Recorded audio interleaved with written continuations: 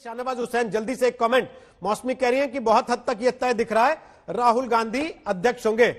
खुश तो बहुत होंगे आज आप, आपकी तो पूरी पार्टी सुबह से मना रही थी कि राहुल गांधी अध्यक्ष बने। देखिए, ये कांग्रेस का अंदरूनी झगड़ा है और हम दूसरों के घरों में ताक झांक नहीं करते हैं। हम ये मानते हैं कि कांग्रेस में एक चिराग नहीं बल्कि 23 चिराग ऐसे हैं जो सुना है ना आपने, घर में लग गई आग घर के चिराग से। तो वहां पर जब कोई व्यक्ति खुदकशी पे आमादा हो तो उसको डॉक्टर भी जबरदस्ती उसके मुंह में दवा नहीं डाल सकता। कांग्रेस पार्टी की दुश्वारी ये है कि इतिहास के सबसे बड़े संकट में है। आज तक ऐसा नहीं हुआ कि जो विपक्ष के नेता हों, राज्यसभा में उपनेता हों, जो कैबिनेट मंत्री रहे हों, जो इनके परिवार के लॉयल भी माने जाते रहे हों, इतना बड़ा वर्टिकल डिवीजन मैंने आज तक नहीं देखा।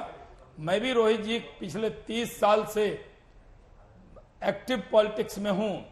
कांग्रेस अपने बहुत ही कमजोर मुकाम पर पहुंच गई है और अगर इनके नेता जिनको कांग्रेस से मोहब्बत होगी, अगर उन्होंने कुछ बात कह दी तो उसको बीजेपी का बता देना, फिर खंडन करना, ये कांग्रेस का अपना मामला है। मैं मानता हूं कि अगर कांग्रेस 2014-19 के बाद भी नहीं सीख रही, राज्यों में जरूर विधायकों ने, नेताओं ने विद्रोह किया है, लेकिन ये खुला बिगुल जो आज बजा है, ये कांग्रेस का बहुत बड़ा आज का तमाशा है।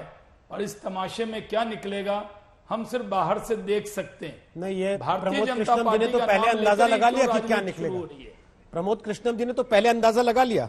प्रमोद कृष्णम जी, आपने 3 घंटे पहले ही कहा, ट्वीट कर दिया, बोल दिया कि भाई यहां तो नेतृत्व की उम्मीद कर रहे थे कि बड़ा तगड़ा नेतृत्व मिलेगा, यहां रायता बिखर रहा है पार्टी की मीटिंग में। क्यों आपको लगता है कि रायता बिखर रहा है?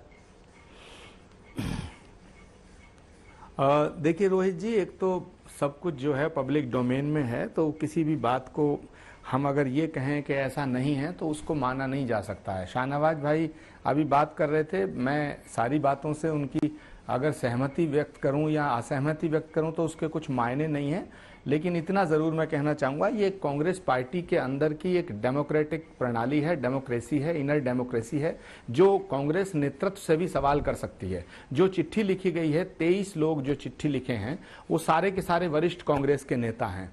और शाहनवाज हुसैन साहब से मैं ये कहना चाहता हूं कि इस देश के इस दौर में पिछले 6 सालों में क्या भारतीय जनता पार्टी के अंदर ये इनर डेमोक्रेसी कायम है? नहीं है। जवाब साफ मिलेगा, वो भले ही कहते रहें। अब मैं दूसरी बात पर आना चाहता हूं जो आप कह रहे हैं रोहित जी, ये गंभीर विषय है और कांग्रेस पार्टी के अंदर एक संकट है। इसमें बिल्कुल, इसको अगर ये कहें कि नहीं है तो ये नहीं, गलत बात होगी।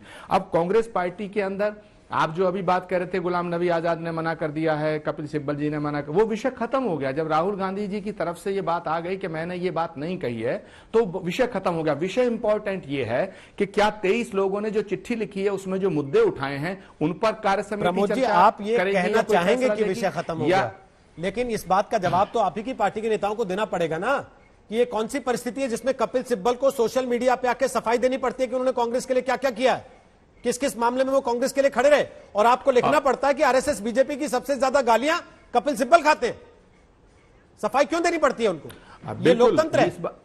देखिए इस बात में, देखिए रोहित जी, आपका सवाल ठीक है। कपिल सिब्बल को या गुलाम नबी आजाद को, आनंद शर्मा को, मनीष तिवारी को ये कह देना किसी की तरफ से कि वो बीजेपी से मिले हुए, तो इस पे कांग्रेस का कोई कार्यकर्ता भी यकीन नहीं करेगा और मैं समझता हूं आप भी यकीन नहीं करेंगे। किसी कौन है? दूसरी बात मैं कह रहा हूं, ये किसी कौन है जिसकी वजह से इनको आगे सफाई देनी पड़ी?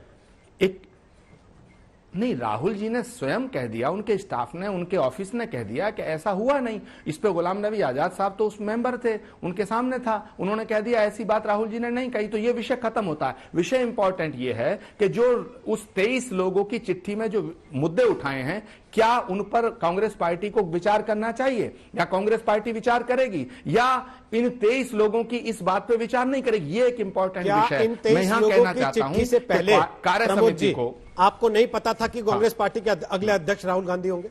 क्या आपको नहीं पता था? देखिए मैं आपको आज एक बात बड़े साफ दिल से कहना चाहता हूं, इसमें राहुल गांधी का दोष नहीं है। राहुल गांधी ने तो 2019 का चुनाव जब रिजल्ट आया तो उन्होंने कह दिया मैं अध्यक्षता छोड़ रहा हूं।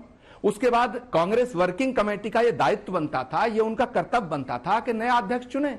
उन्होंने कहा भी ना तो मैं अध्यक्ष बनूंगा ना मेरे परिवार से बनेगा। उसके बाद ये 2 महीने तक इन्होंने कांग्रेस की थूथू कराई, तो इसका जो जिम्मेदारी है वो कांग्रेस कार्य समिति को लेनी पड़ेगी। भले ये कांग्रेस का इंटरनल मैटर है, लेकिन मैं इसको बड़े स्पष्ट शब्दों में कहना चाहता हूं। अब 1 साल तक सोनिया जी को अध्यक्षता दी गई, इंटेरियम अध्यक्ष बनी, उनकी तबीयत खराब है या उन्होंने खुद इच्छा जाहिर करी कि मैं अध्यक्षता नहीं चला सकती हूं, मैं इसको छोड़ना चाहती हूं, तो फिर कांग्रेस वर्किंग कमेटी कह रही है राहुल जी आप बन जाओ। अरे भाई, राहुल जी को अगर बनना होता, नहीं, उन्होंने कहा मैं क्या कह रहा हूं, राहुल जी को अगर बनना होता तो कौन रोक रहा था? लेकिन रिमोट राहुल गांधी के पास ही था, चला वही रहे थे पार्टी को। नहीं, मुझे लगता है कि कांग्रेस पार्टी के अंदर, कांग्रेस वर्किंग कमेटी के अंदर कुछ ऐसे लोग हैं जो राहुल गांधी की इमेज को लगातार डैमेज कर रहे हैं। राहुल गांधी अध्यक्ष नहीं बनना चाहते। मतलब आप मान रहे हैं कि कई ऐसे लोग हैं जिनको बीजेपी पीछे से फीड कर रही है, जैसा आज आरोप लगा और फिर बाद में वापस। मैं ये नहीं कह रहा हूं कौन फीड कर रहा, मैं ये नहीं कह रहा कौन फीड कर रहा है, लेकिन मैं ये कह रहा हूं कि कांग्रेस पार्टी के अंदर कुछ ऐसे लोग हैं जब उन्हें मालूम है कि राहुल जी अध्यक्ष नहीं बनेंगे।